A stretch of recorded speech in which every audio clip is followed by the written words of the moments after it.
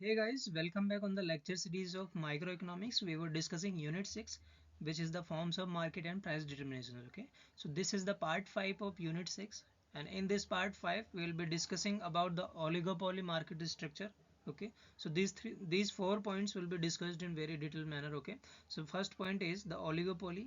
We will discuss in this how the oligopoly and what is the oligopoly structures looks like. Okay, second is the characteristics of the oligopoly. Okay, so what are the characteristics the firms holds in this market? Okay, and third is the demand curve of the oligopoly, how the demand curve behave like this. Okay, अगर मैं monopoly की बात करें, जो अभी part 4 में हमने monopolistic competition की डिमांड कर्व की बात की थी, तो डाउनवर्ड स्लोपिंग ही होता है. ओके, तो मैंने बताया था डिमांड कर्व को ए आर कर्व भी कहते हैं, प्राइस लाइन भी कहते हैं, या आप डी भी लिख दो, है ना. डिमांड कर्व क्या होता है? ये डाउनवर्ड स्लोपिंग कर्व होता है. डाउनवर्ड स्लोपिंग का मतलब क्या हुआ कि फर्म जो है वो तभी ज़्यादा प्रोडक्ट बेच सकती है जब उससे प्राइस कम होगा, है ना. यानी कि प्राइस कम करके ही वो ज़्यादा प्रोडक्ट बेच सकती है. ओके, सो परफेक्ट कंपटीशन में हमने देखा था कि फर्म का जो डिमांड कर्व था वो ऐसा था, बिल्कुल फ्लैट था. ओके, अब मोनोपोली में और परफेक्ट कंपटीशन में जो है डिमांड कर्व ऐसा ही बनता है. Okay, fourth is the profits in the mono oligopoly में क्या होता है, ये हम डिस्कस करेंगे. ओके, सो ये 4 टॉपिक्स जो हैं वो आगे स्लाइड्स में डिस्कस किए जाएंगे. पहला टॉपिक डिस्कस करते हैं, ओलिगोपोली. सो ओलिगोपोली जो है वो लास्ट इम्परफेक्ट कंपटीशन का मार्केट स्ट्रक्चर है. इसमें क्या होता है देखते हैं. The oligopoly refers to a market situation where और a type of market organizational organizations in which a few firms control the supply of commodity. The competing firms are few in numbers, but each one is large enough so as to be able to control the total industry output and moderate.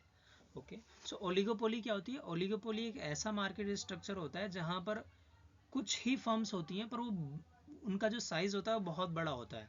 Okay, यानी कि वो numbers में कम होती हैं पर size में, उनके production capacities में, उनकी इन्वेस्टमेंट में, उनकी कैपिटल में बहुत बड़ा फ़र्क होता है. वो बहुत बड़ी फर्म्स होती हैं कम नंबर्स में. ओके, जो क्या कर सकती हैं, जो एक अकेली फर्म जो है पूरी मार्केट की डिमांड को कवर कर सकती है. इतनी बड़ी फर्म्स होती है, इतनी कैपेसिटी होती है उनके अंदर. ओके, प्रोडक्शन कैपेसिटी होती है. So oligopoly is the most prevalent form of the market organization in the manufacturing sector. ज़्यादातर ओलिगोपोलिस्ट जो मार्केट है वो जो आपको मैन्युफैक्चरिंग सेक्टर में दिखेगा at a modern times. Okay, arises due to the various reason such as the economic of scale, patents, trademarks, control over the source of raw material, government sanctions, need of the large capital and so on. तो ये reason थे जिनकी वजह से oligopoly जो है manufacturing sector में देखने को मिलता है. The chief characteristics of the oligopoly is the interdependence among the rival sellers. Rival sellers का मतलब होता है जो उसके कॉम्पिटिटर्स होते हैं, such as Google, Microsoft in the world. तो अगर वर्ल्ड में ओलिगोपोली की बात की जाए तो अपने देखा होगा गूगल, माइक्रोसॉफ्ट, ये क्या है? ये एक तरीके से इनकी मोनोपोली है ना. इंटरनेट सर्विस प्रोवाइड अगर बात की जाए या सॉफ्टवेयर की बात की जाए. ओके, सो ये क्या है, जैसे मोनोपोली में क्या होता है, सिंगल सेलर होता है ना. पर सॉफ्टवेयर की अगर बात की जाए तो गूगल भी प्रोवाइड करता है, माइक्रोसॉफ्ट भी प्रोवाइड करता है, तो मोनोपोली कहाँ हुआ? इनका क्लोज सब्स्टिट्यूट हो गया. ओके, सो इसमें क्या होता है कि ये ओलिगोपोलिस्ट हैं क्योंकि ये बहुत बड़े हैं, ये पूरे वर्ल्ड की डिमांड को कवर कर सकते हैं, कैपेसिटी बहुत ज़्यादा है इनकी प्रोडक्शन की, है ना. ओके, सो आगे बढ़ते हैं. टाइप्स ऑफ ओलिगोपोली देख लेते हैं कि कितने टाइप्स के होते हैं. तो मेनली दो टाइप्स के ओलिगोपोली होते हैं. तो ओलिगोपोली जो है दो टाइप्स का होता है. एक होता है प्योर ओलिगोपोली, ठीक है. दूसरा होता है इम्प्योर और डिफरेंशियल ओलिगोपोली. प्योर ओलिगोपोली का मतलब क्या होता है? हेयर द ओलिगोपोलिस्ट, यानी कि जो ओलिगोपोली में जो फर्म है उसको हम ओलिगोपोलिस्ट बोलते हैं. Okay, so the oligopolist sell the practically homogeneous product. तो अगर कोई ऐसी कोई मार्केट है जहाँ कुछ फर्म्स हैं और बड़े लार्ज साइज है उनका और वो एक जैसे प्रोडक्ट बना रही हैं, तो this type is a found in steel, copper, cement, petrol and few others industry. तो उसको हम क्या बोलते हैं? Pure oligopoly. देखो, अगर होमोजीनियस प्रोडक्ट बना रहे हैं और मतलब और लार्ज नंबर्स ऑफ फर्म्स हैं तो वो परफेक्ट कंपटीशन हो जाएगा. पर यहाँ फर्म्स ज़्यादा नहीं है, फर्म्स एक दो या तीन या चार हैं. ओके, पर ये होमोजीनियस प्रोडक्ट बना रही है तो समझ जाना ये ओलिगोपोली की बात हो रही है. The impure and differential oligopoly का मतलब होता है in such a case a few firms sell similar but not identical products under the same condition. It is found in automobiles, tires, electrical appliances, cigarettes, baby food and few other industries. इसमें क्या होता है कि products जो हैं वो same product तो same होते हैं, पर उनके बीच में जो कैरेक्टरिस्टिक्स डिफरेंस पाए जाते हैं। ओके, है ना, यानी कि जैसे ऑटोमोबाइल्स में हो गया, तो हैं तो सारी कारें ही, फोर व्हीलर्स ही हैं, पर हुंडई है, मारुति सुजुकी है ना, महिंद्रा है, स्कॉर्पियो है, तो ये क्या है, अलग अलग मतलब कार है। ओके, अलग अलग है इनके बीच में।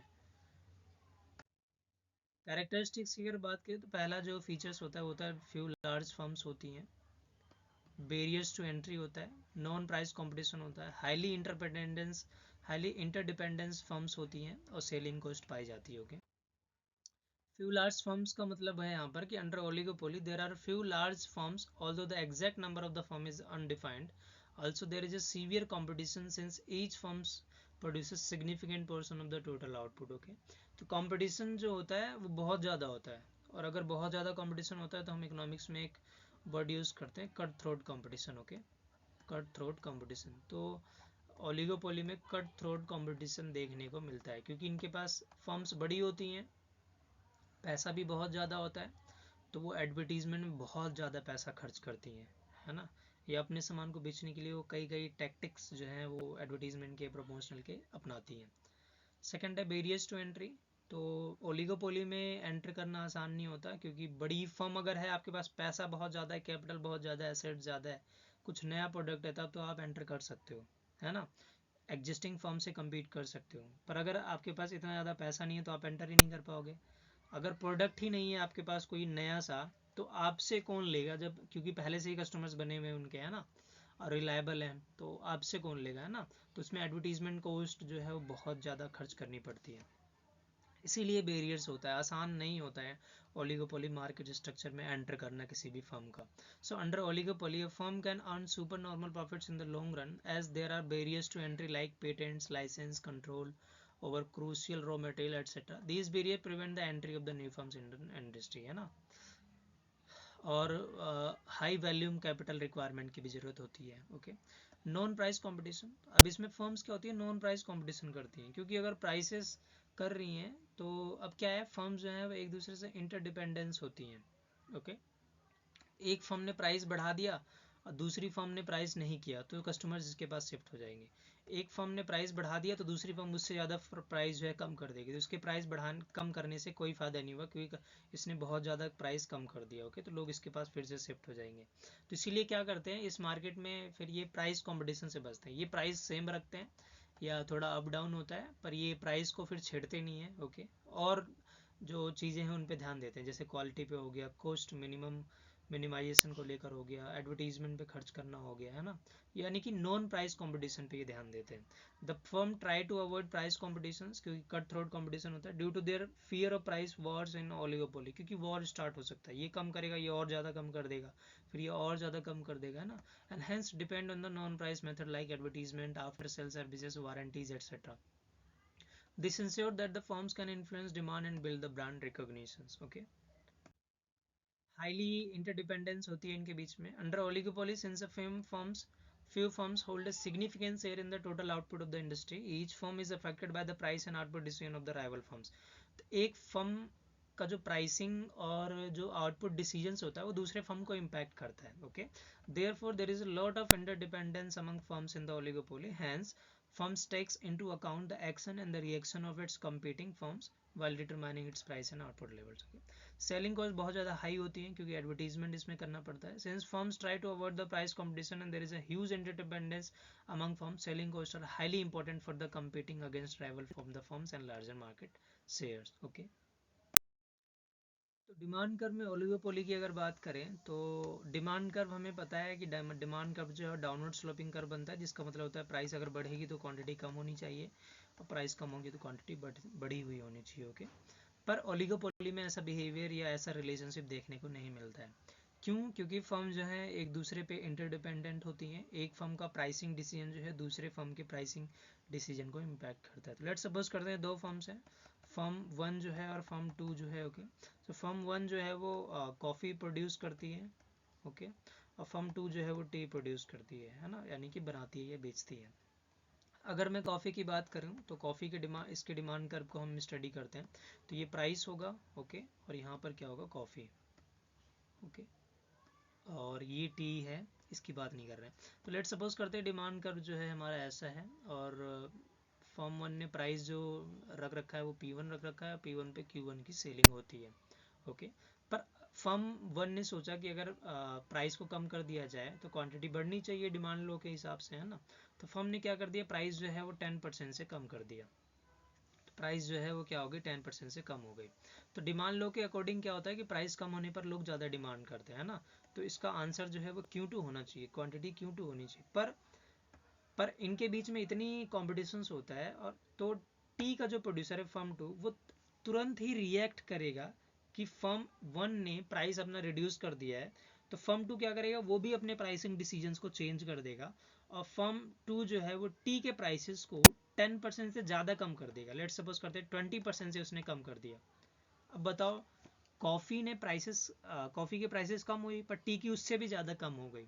तो अब कस्टमर्स जो है वो कहाँ जाएंगे, टी की तरफ जाएंगे। तो प्राइस कम होने पर भी क्वांटिटी में कोई इम्पैक्ट नहीं पड़ता F1 में। तो प्रोड्यूसर जो है फर्म 1 का, वो ये सोच रहा है कि मैंने तो प्राइस कम की तो क्वांटिटी बढ़नी चाहिए, पर ऐसा नहीं हुआ। ओके, और जब ऐसा नहीं होगा तो इनका मतलब इनके बीच में रिलेशनशिप स्टैब्लिश नहीं हो पा रही है, नेगेटिव रिलेशनशिप में, तो डिमांड कर वैसा बनेगा ही नहीं। और कभी कभी क्या होता है कि प्राइसेस अगर लेट सपोज बढ़ती है तो क्वांटिटी कम होनी चाहिए, है ना। तो प्राइसेस अगर बढ़ रही हैं, देखो इंटरडिपेंडेंस होने से क्या होता है कि एक फर्म अगर प्राइसेस कम कर रही है तो दूसरी फर्म उससे ज़्यादा कम कर देगी, तो उसकी डिमांड बल्कि प्राइसेस कम होने पर कम ही हो जाएगी, है ना। दूसरा, अगर बात की जाए कि फर्म 1 अगर प्राइसेस को बढ़ा रही है तो दूसरी फर्म रिएक्ट ही नहीं करेगी, है ना, तो तभी भी इसका कोई इम्पैक्ट नहीं पड़ेगा प्राइस पर। तो ऐसे में क्या होता है कि इसका डिमांड कर्व बनाना डिफ़िकल्ट हो जाता है। इसमें समझ भी नहीं आता कि इसका डिमांड कर्व डाउनवर्ड होगा, फिर ये होगा, फिर ये होगा, फिर ये होगा, कैसे होगा, है ना। तो इसीलिए डिफ़िकल्ट होता है डिमांड कर्व इसमें बनाना। Okay, so thank you. ये ओलिगोपोली यहीं तक था। आगे हम इसके इक्विलिब्रियम और प्राइस डिटरमिनेशन के बारे में डिस्कस करेंगे। Thank you.